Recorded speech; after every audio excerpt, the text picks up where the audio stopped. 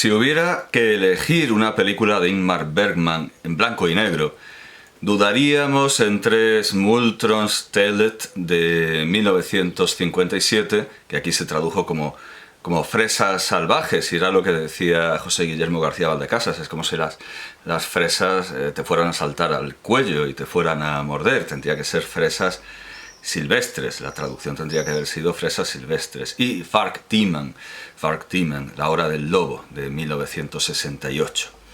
En color, pocos tendrían dudas en escoger Fanny Alexander de 1982. Sin embargo, no me parece una película que nos ofrezca demasiado. Más allá de los teatros de cartón, un elogio bastante genérico del mundo de la farándula, algunas historias de fantasmas que pueden recordar a Henry James y de judíos que pueden recordar a Berlin Alexanderplatz en la versión de 1980 de Fassbinder, amén de las clásicas historias autocompasivas sobre malos tratos referidas por Bergman, que en realidad fue mimado por sus padres mientras que era su hermano el que se llevaba la del pulpo. También hay un clérigo que aparece primero como un personaje secundario y luego tiene una muerte horrible como Cornejo en El siglo de las luces de Alejo Carpentier de 1962.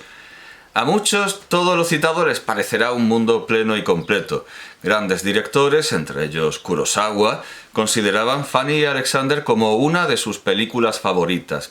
Por eso me alegra leer que Lars von Trier piensa, como yo, que en Fanny Alexander el arte de Bergman no aporta nada relevante. O sea, está muy bien si no lo hubiera hecho Bergman, pero para ser una película de Bergman no es tan película de Bergman.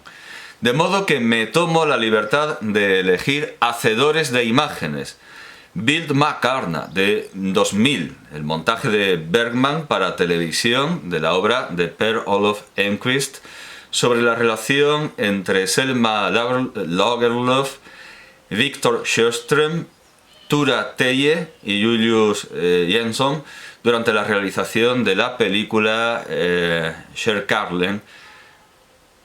Kärleken de 1921, vamos, El carretero, basado en la historia de Selma Lagerlöf del mismo título, El carretero, vamos,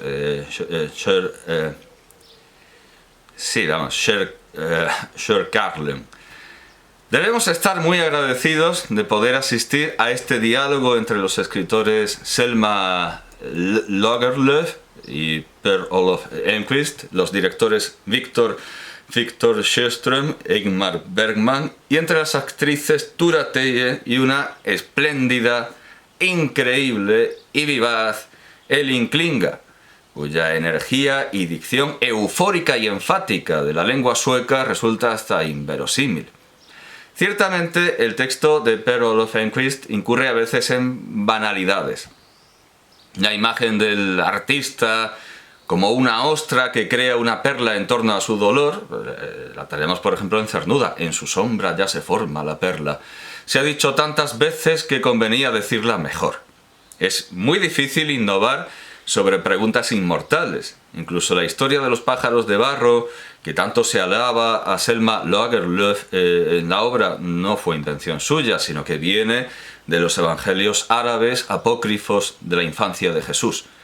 Enquist también desliga la literatura de Selma Lagerlöf de la experiencia amorosa y dice que los escritores, vamos, lo dice la propia Selma Lagerlöf en la obra, dice que los escritores no escriben necesariamente de lo que viven, pero toda la obra está fundada en el tópico de los tópicos de las novelas y películas sobre artistas.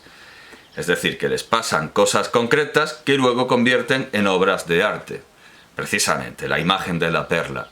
Así, por poner solo un ejemplo, y además una excelente película con un color impresionante, tenemos el Toulouse-Lautrec de Moulin Rouge de John Huston de 1952, sobre una obra de teatro que estaba basada sobre una novela que, bueno, pues idealizaba y convertía en ficción, bastante en ficción, la vida de Toulouse-Lautrec.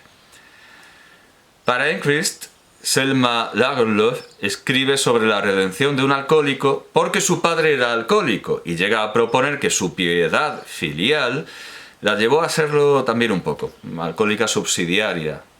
alcohólica subcontratada. Por supuesto, nada de esto puede derivarse de los textos autobiográficos, que son muchos, de Lagerlöf, aunque también es cierto que sí sabemos que su padre no quería que fuera escritora y que ella tampoco subraya ese hecho. Ella tiende a idealizar su infancia, su juventud y a su padre, y sabemos que tan ideal no... Sí, sabemos ciertamente que tan ideal no era. Y para Enquist, Victor Sjöström tiene tanto interés en hacer la película porque su padre también era alcohólico. Algo que revela finalmente Julius Jansson, que hasta entonces solo había mostrado pasión por las cuestiones técnicas, estando completamente borracho. El problema de Tura Teie es otro.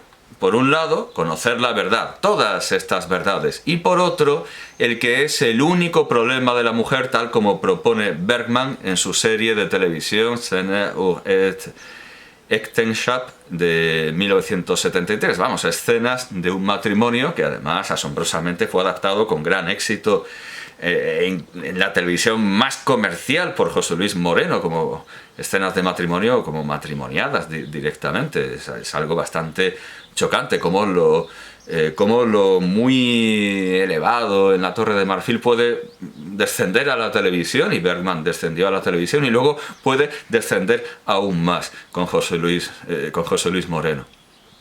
El problema de Nora en Et Dukenheim de Ibsen, en una casa de muñecas de Ibsen, en Casa de Muñecas de Ibsen de 1879. ¿Qué problema es este? Pues así como para Camus el único problema filosófico es el suicidio, Bergman reconoce que el único problema feminista es irse. Hay muchas cosas que sabíamos que iba a haber en esta película. Feminismo ibseniano, redención por el arte, más allá de la muchísimo más prosaica sublimación de Freud. Necesidad de hurgar en los modelos reales de la obra artística. Bueno, nos temíamos que algo de esto habría. De manera análoga, cuando supe que Televisión Española iba a hacer una serie sobre el último franquismo y la transición, puse la mano en el fuego porque alguien abortaría en Londres. Me imaginaba el diálogo entre los directivos. Vamos a hacer una serie sobre los 70. En esa época todo el mundo iba a abortar a Londres. Todo el mundo, sí, aunque no tuvieran fetos, ni úteros. En los 70 se abortaba en Londres, eso lo sabe todo el mundo. Y efectivamente, cuando empezó la serie, apenas en los primeros capítulos, en Cuéntame hubo un aborto en Londres.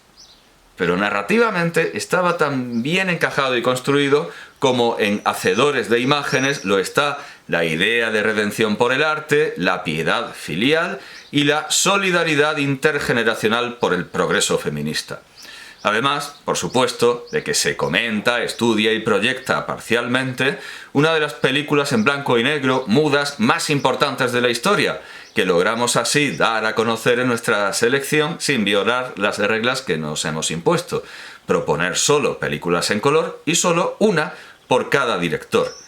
Ya que con estas reglas quedaba excluida también no solo todas las películas de Sjöström, sino Smultronstället, que Sjöström protagoniza, introducimos de esta manera a un director genial e imprescindible, con una influencia que va desde The Shining de Stanley Kubrick, que imita la película en torno a la cual gira el telefilm de Bergman.